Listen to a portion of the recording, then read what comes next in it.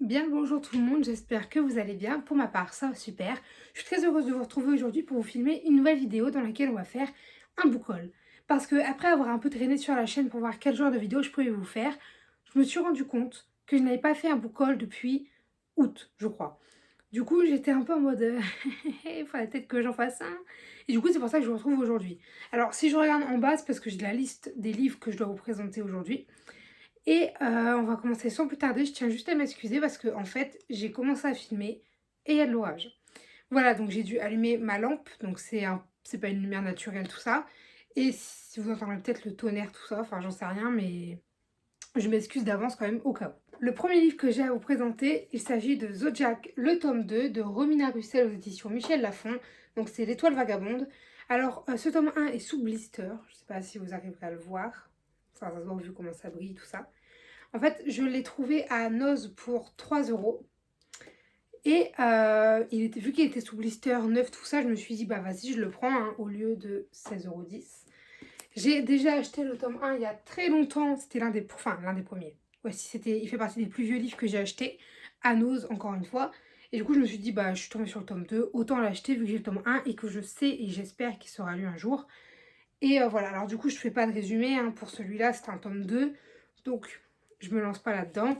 Sachant que j'ai même pas lu le tome 1, je sais pas trop de quoi ça parle. Ça se voit un peu à la couverture que ça parle d'espace, tout ça. Et voilà. Ensuite, je vous parle de deux tomes d'une même saga, puisque je vais vous parler du tome 2, mais également du tome 3 de Divergente de Véronique Rose aux éditions Nathan. Alors là, je les ai dans une version avec jaquette tous les deux. Attendez, je vais en poser un pour vous montrer le dessous. C'est cette couverture. Et en fait, c'est exactement les éditions que je voulais. Enfin, exactement. Oui et non, en fait, j'en voulais un avec jaquette, puisque le premier tome que j'ai là, je l'avais ici, avait également une jaquette. Bon, là, c'était celui du film, hein, mais c'était marqué la suite. Et en dessous, genre, j'ai ces mêmes couvertures avec trisse dessus. Donc, je voulais vraiment avec jaquette pour pouvoir avoir les trois mêmes, si je voulais. Je suis très heureuse d'avoir trouvé, du coup, ces deux tomes d'occasion à Easy Cash, puisque du coup, ils m'ont pas coûté si cher que ça. Le tome 2, il m'a coûté 5 euros et le tome 3, il m'a coûté 3 euros. Parce que lui, il est un tout petit peu en mon bonnet tome. En vrai, j'ai pas vu trop la différence, sincèrement. Si, il est un petit peu, genre comme s'il avait un tout petit peu pris l'eau sur les peut-être 10 premières pages, un truc comme ça, mais moi, ça me dérange pas. Surtout que c'est en dessous. Et ce tome 2 est déjà lu, en fait, il était déjà lu quand je l'ai acheté, tandis que ce tome 3 n'est pas encore lu. Il se relit rapidement. Pas de résumé, c'était suite de saga, bien sûr. Je ne spoil pas, que ce soit vous ou moi. Ensuite, je vous parle de Beautiful Dead de Eden McGeer aux éditions Flammarion, donc le premier tome qui s'appelle Jonas. Je ne sais presque rien de ce livre, en fait, je l'ai acheté en même temps que Les Divergentes à Easy Cash, sauf que je me souviens plus du résumé et en vrai, j'ai pas envie de le relire. Et j'ai envie de rentrer dedans un peu avec la surprise parce qu'il est vraiment pas très long. Il fait 350 pages. Et je me souviens juste que ça parlait de trucs surnaturels, fantastiques, tout ça.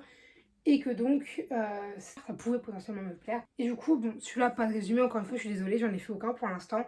Mais je préfère vraiment rentrer dans l'histoire sans me rappeler de l'histoire, plutôt que de me spoiler et puis en fait que ce soit toute l'histoire racontée aux autres, vous voyez. Ah oui, et pour ceux qui se demandent, je l'ai payé 1 euro. C'est pour ça que je l'ai pris en fait, parce qu'il était potentiellement en train de me plaire. Attendez, je vais vous le résumer pour ceux qui veulent le voir. Il pouvait potentiellement me plaire et je me suis dit pour 1 euro, au pire. Le prochain livre dont je vous parle, c'est Neil, le tome 2 de Lynn Matson aux éditions Pocket Jeunesse. Alors, Neil, c'est une saga que j'aime énormément. J'avais lu le premier tome il y a très longtemps. J'en ai fait la relecture en début d'année scolaire 2019-2020 pour pouvoir en fait justement lire ce tome 2 que j'ai acheté d'occasion également, mais par contre je sais plus le prix, je crois que je l'avais acheté sur Rakuten, ça par contre je suis plus trop sûre. Et j'étais extrêmement contente et du coup il est lu. Je fais pas de résumé parce qu'il y a un avis sur le premier tome qui est disponible. Donc si vous voulez savoir autour de quoi tourne la saga, je vous invite à aller voir cette lecture sur ce premier tome. Je vous en parle beaucoup mieux que si là je vais vous faire un résumé très rapidement. Prochain livre dont je vous parle, c'est Ethan Blake, L'assaut des seigneurs de Sandy Marty aux éditions Autre Temps.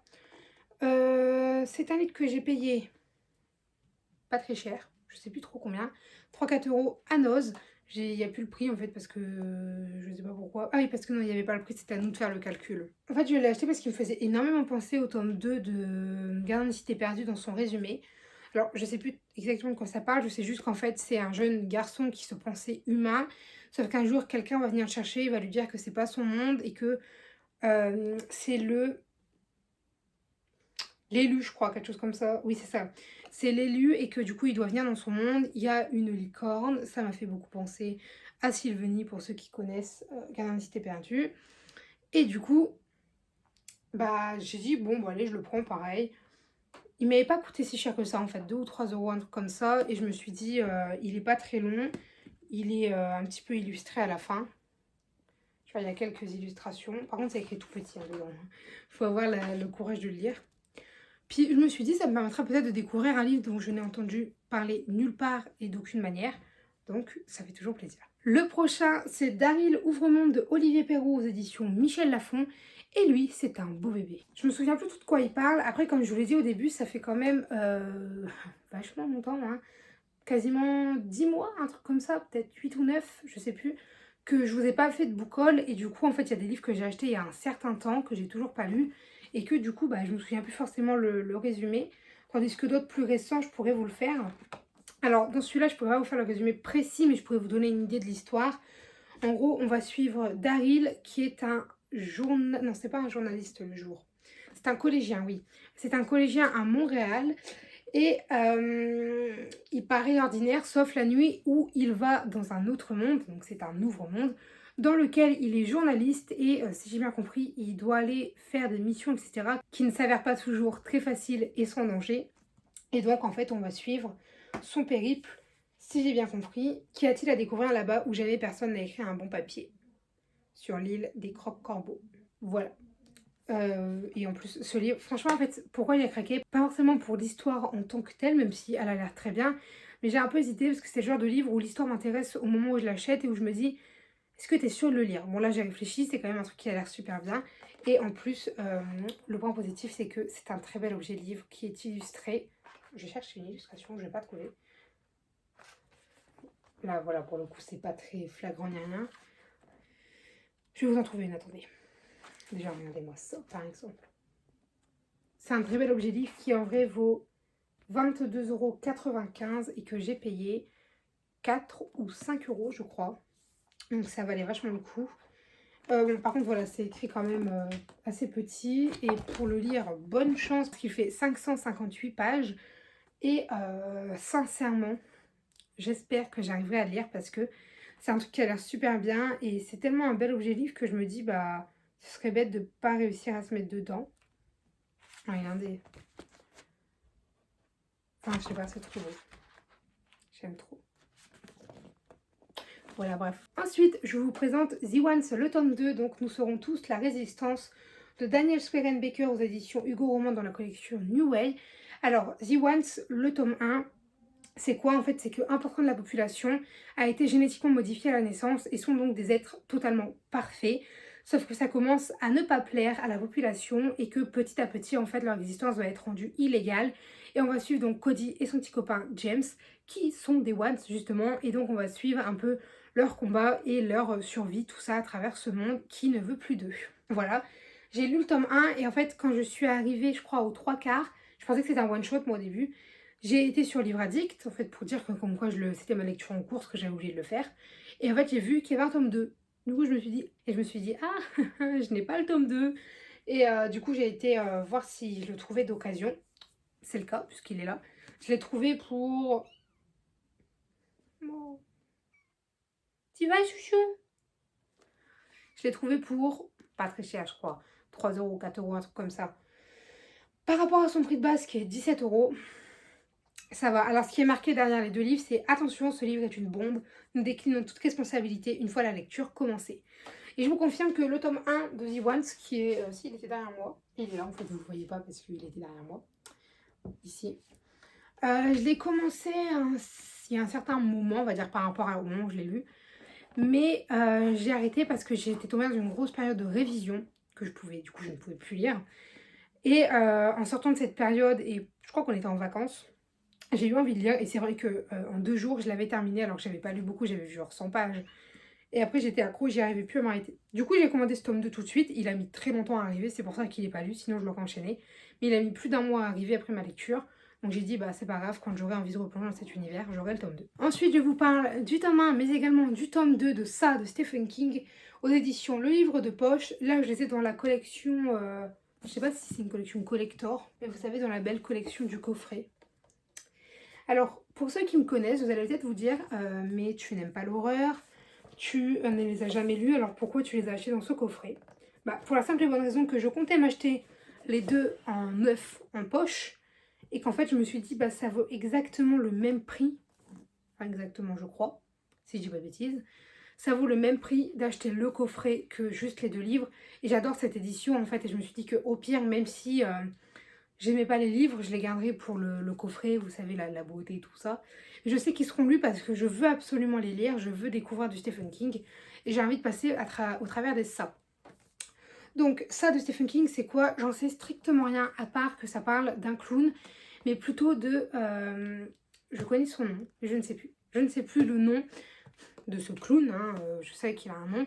Je sais juste qu'il n'est pas toujours sous la forme d'un clown, en fait, on est dans une ville, je ne sais encore une fois plus le nom, dans laquelle il y a un groupe de jeunes qui va subir, entre guillemets, l'attaque de ce clown qui peut se métamorphoser en toutes les peurs de tout le monde. Vous savez, genre, chacun le voit comme sa peur est. En fait, je sais juste qu'au début de l'histoire, il va y avoir le petit Georgie, je crois, qui va mourir à cause du clown. Parce que j'ai déjà commencé la lecture de ce tome 1 il y a un certain temps et que j'ai arrêté là, au moment où ils décrivent la scène pardon, où ils arrachent le bras, tout ça. Ah, bref, ça m'a écœurée et de toute façon, après, j'avais plus envie de, de le lire, j'avoue.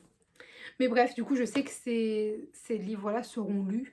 Quand après, j'en sais rien, mais ils seront lus. Le prochain dont je vous parle, c'est Wizard de Diane Duane aux éditions Lumen. Alors, c'est un achat que j'ai effectué d'occasion sur Vinted parce que je voulais m'acheter un Lumen. J'en avais plus beaucoup dans ma pile à lire. Et je me promenais un peu sur Vinted et j'ai vu celui-ci. Et je me suis dit, pourquoi pas.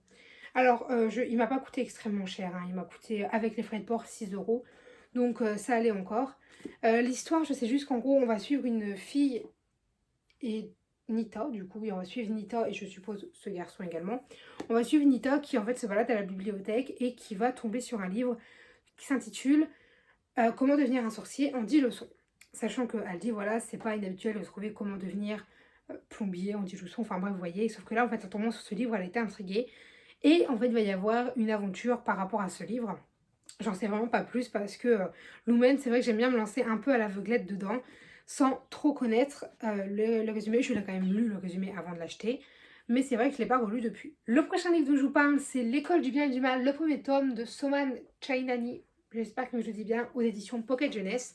Alors, ce tome-là, je l'ai également acheté d'occasion sur Rakuten parce que en fait, je trouvais que ça valait pas si cher. Enfin, ouais, si ça valait pas si cher que ça, je crois que je l'ai payé 9 € avec les frais de port. Ouais, alors que en vrai, il vaut 18 ou presque. Et du coup, je me suis dit, vas-y, c'est l'occasion, ça fait une éternité que je le voulais. Je suis désolée si vous entendez des bruits derrière. C'est parce qu'en fait, il y a des tout petits chatons chez moi et leur maman vient de la rejoindre. Donc, bah, ils miaulent. Je pense que vous avez entendu la maman. Et donc pour l'histoire, je vais vous lire le résumé. Kidnappée par une sombre nuit d'orage, Sophie et Agatha intègrent l'école du bien et du mal, un lieu très spécial où l'on forme les personnages de contes de fées.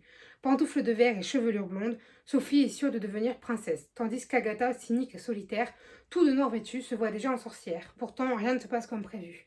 Et si l'erreur de casting révélait leur vraie nature? En gros, celle qu'on pensait aller à l'école du bien va se retrouver à l'école du mal, et inversement. Et du coup, j'ai très envie de découvrir ce que ça va donner. Ensuite, je vous parle du Faiseur de rêve de Lenny Taylor aux éditions Lumen. Alors, ce livre, je ne sais pas exactement de quoi il parle parce que, en fait, j'avais commencé une lecture il y a un mois ou deux, je crois. Sauf que finalement, après, j'ai eu envie de lire Rien n'a perdu, le tome 7, donc il n'a pas été lu. Et je m'étais lancée dedans vraiment sans relire le résumé parce que je me suis dit, Lumen, ils ont tendance un peu à faire des résumés très introductif dans l'histoire, disons, et que du coup on évite de spoiler. Tout ce que je sais en gros, c'est que ça va parler d'une cité dont tout le monde a oublié l'existence et dont personne ne se rappelle son nom. Et on va suivre Laszlo Lestrange qui, lui, va avoir envie d'y aller et qui va s'infiltrer justement dans l'équipe de scientifiques qui vont être appelés pour aller à cette expédition, sachant que lui, il est passionné par ça depuis qu'il est tout petit. Et en fait, on va suivre cette aventure de cette fameuse cité dont tout le monde oublie le nom, mais moi je sais plus trop comment elle s'appelle. La cité oubliée, tout simplement. Et puis en fait, Laszlo, je sais aussi qu'il fait des rêves étranges sur une fille à la peau bleue dont il ne connaît, enfin qu'il n'a jamais entendu parler, et que pourtant il connaît. Si je dis pas de bêtises, c'est ça, hein. La fin, c'est...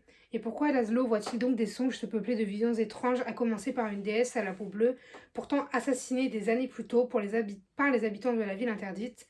Qui est-elle vraiment? Comment le jeune homme qui ignore tout de sa légende peut-il bien la voir en rêve? Voilà, ça a l'air super bien et j'attends vraiment d'avoir la tête on va dire sur les épaules pour pouvoir le lire parce que j'ai très hâte et en même temps je me dis, je n'ai pas le tome 2, je peux pas l'acheter tout de suite avec le confinement, du coup est-ce que c'est une bonne idée? J'en sais rien de le commencer tout de suite, mais quoi qu'il arrive, j'espère qu'il sera lu cette année parce que vraiment j'ai envie de découvrir l'histoire, quoi. Le prochain livre dont je vous parle, c'est The Curse de Mary Rutkowski aux éditions Lumen. Ce livre a été lu et ça a été un vrai coup de cœur, une vraie révélation, enfin bref. C'est l'une de mes lectures préférées de cette année, c'est on va dire la lecture découverte cette année, un peu voilà, la tienne que je m'attendais pas à autant aimer et que finalement bah si ça l'a fait avec moi. Et alors pour ce qui est du résumé, j'en fais pas un trop détaillé parce que je suis super nulle pour résumer des livres moi-même. Donc en gros là-dedans, on va suivre Kestrel qui est une jeune fille qui a passé un genre de contrat avec son père qui lui dit c'est soit tu te maries, soit tu rentres dans l'armée au bout de tant de temps. Et en fait, on va suivre un peu son cheminement et sa réflexion par rapport à ça. Et en parallèle, on va suivre donc son histoire, puisqu'un jour, elle va se rendre au marché et elle va arriver par inadvertance au marché des esclaves. Et elle va, encore une fois, entre guillemets, par inadvertance, acheter un esclave du nom d'Arin. Pourquoi par inadvertance? Parce que c'était vraiment pas son but à la base. Elle voulait même pas se retrouver là-bas, parce que c'est un endroit qu'elle aime pas, mais bah, le fait est qu'elle y était. Et que, comme ils disent derrière, c'est gagner peut-être la pire des malédictions, puisque du coup, Kestrel a succombé à la malédiction du vainqueur. En gros, c'est celui qui remporte une enchère achète forcément pour un prix trop élevé l'objet de sa convoitise. Voilà, et du coup, on va suivre sa relation du coup avec Arin, enfin sa relation.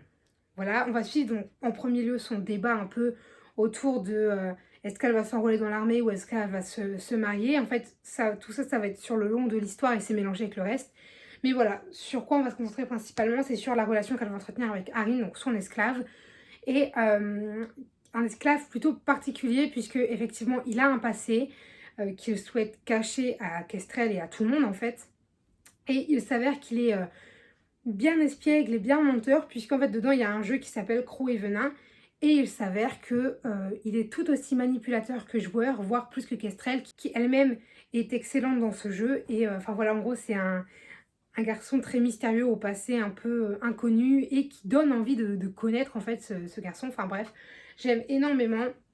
J'ai adoré. Et enfin bref, voilà, j'ai vraiment adoré ce livre. Ça a été une révélation et je vous invite à aller voir le petite lecture quand il sera sorti si vous voulez en savoir plus. Le dernier livre de ce book haul, c'est Galaxie perdue, le tome 8, Héritage de Charlotte Messenger aux éditions Lumen. Alors, ce tome 8, mon Dieu, je suis contente de l'avoir parce que j'ai terminé le tome 7 et en fait, ça te laisse sur un truc, t'es en mode mais non, tu peux pas. Du coup, j'ai commencé le tome 8 parce que j'ai déjà relevé une citation. Sauf que j'ai essayé de l'arrêter parce que j'étais sur Instagram. Donc j'ai vu la story de Lumen qui partageait en fait la vie d'une fille qui avait terminé le tome 8 et qui disait qu'elle n'en pouvait plus de cette fin et qu'il lui fallait la suite. Et j'ai moi-même appris récemment qu'en fait le tome 9 il sortirait pas cette année. Puisque cette année il y aurait un tome 8.5 qui sortirait et du coup le tome 9 sortirait que l'année d'après. Je suis très contente parce que ça rajoute un tome dans la saga. Donc ça moi ça me va. J'avais dit que je voulais pas qu'il y en ait 9, que je voulais qu'il y en ait plus. Au moins on va dire qu'il y en a 10. Et du coup j'attends un petit peu avant de le lire parce que j'attends qu'au moins le tome 8.5 soit sorti, puisque elle nous a assuré, parce que j'ai été voir son compte du coup tout de suite après, j'ai commencé à paniquer, et elle nous a assuré que dans le tome 8.5 en fait il y aurait les réponses de la fin du tome 8, sauf que vu qu'elle voudrait amener le tome 9 d'une autre manière, elle a dit que c'était pour elle important de faire le tome 8.5 quoi, tout simplement. Donc bref, j'ai lu le tome 7, et en fait pour tout vous avouer, ça fait 2 fois que je filme cette vidéo, l'autre que je l'ai filmée il y a 2 ou 3 semaines je crois, et j'étais en pleine lecture du tome 7 et je vous disais que pour l'instant je l'aimais beaucoup et je vous confirme qu'en fait ça a été une excellente lecture. Ce tome 7 a été l'une des meilleures lectures de la saga je pense, avec le tome 2 et 5 et le tome 1 bien sûr. Et du coup j'ai très hâte de pouvoir vous en parler sur la chaîne. D'ailleurs, petit aparté, mais pour les fans de Gardien d'une cité perdue, cet été il va y avoir, bon il sera en anglais, je sais pas s'il sera fait en France ou pas, mais un tome illustré. Voilà, en fait le tome 1 va être illustré. et annoté par Channel Messenger. Moi perso je vais l'acheter en anglais, voilà, alors je sais qu'il est disponible sur Amazon mais que pour l'instant il est encore, avec le confinement tout ça, tous les livres ils sont actuellement indisponibles et du coup j'ai pas pu voir le prix. Je sais que moi je me le procurerai puisque de toute façon je compte et j'espère un jour réussir à lire en VO, donc en anglais notamment. Et du coup, j'ai décidé que je relirai un jour Les Gardiens de la Cité Perdue en VO. Et du coup, j'aurai déjà le premier tome en illustré et j'attendrai la sortie de tous les autres puisque le 2 est prévu, parce qu'elle nous a fait voter pour les illustrations qu'on voulait. Bref, je suis en train de blablater de ouf. Tout ça pour vous dire que voilà, si vous êtes fan, vous pouvez foncer, il y aura des belles illustrations de nos moments préférés. Alors en fait, ça fait, comme je vous le disais, 2 fois que je fais cette vidéo. La première fois, elle faisait 13 minutes, celle-ci, elle en fait 31. J'ai beaucoup plus parlé dans celle-ci et je pense qu'elle sera du coup beaucoup mieux. J'ai fait des résumés, un peu mieux, tout ça. Bref, je m'excuse d'ailleurs, en fait, il n'y a pas eu de vidéo la semaine dernière. En fait, ça dépend. Si j'arrive à faire tout ce que je veux, elle sera postée samedi au lieu de mercredi. Du coup, bon, l'erreur aura été réparée. Mais si j'y arrive pas, elle sera postée que la semaine d'après. Donc, je tiens à m'excuser de quoi qu'il arrive, en fait, de ne pas avoir posté de vidéo. Parce que j'ai eu des problèmes avec la fameuse vidéo qui ne voulait pas, en fait, être montée. Je n'arrivais pas à la charger ni rien. Et le temps que je comprenne, en fait, que c'était la vidéo qui buguait et pas le PC, bah, il était trop tard pour la refilmer. Donc je l'ai fait et j'espère qu'elle vous aura quand même plu cette vidéo. Et voilà, c'est tout pour moi. J'espère qu'elle vous aura plu du coup. Si jamais vous avez des remarques, des conseils, des avis, peu importe, vous pouvez les laisser en commentaire. L'espace est fait pour ça. Sur ce, je vous dis à très bientôt. Allez, bye les lecteurs!